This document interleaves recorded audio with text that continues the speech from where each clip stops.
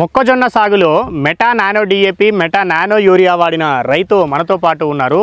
దేవరపాగా శేఖర్ గారు వారి పేరు. నాగర్ కర్నూలు జిల్లాలోని పెద్ద కొత్తపల్లి మండలంలో ఉన్న నక్కలపల్లి గ్రామం ఇది. పోయిన సంవత్సరం వాడారా మీరు? ఈ సంవత్సరం వాడారా? పోయిన సంవత్సరం. ఏమేం వాడిరు?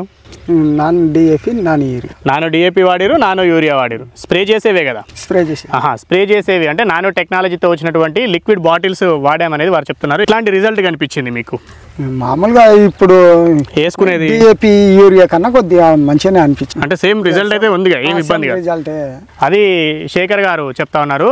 గతంలో యూరియా డిఏపి చేనుకు వేసుకుంటే ఏ విధమైన ఫలితాలు వచ్చేవో ఈ నానో టెక్నాలజీతో వచ్చినటువంటి మెటా నానో డిఏపి కానీ మెటా నానో యూరియా కానీ వాడినప్పుడు కూడా అదే రకమైన ఫలితాలు వచ్చాయి. ఇంకా కొంత మెరుగ్గా కూడా అనిపించింది అనేది వారు చెప్తా ఉన్నారు.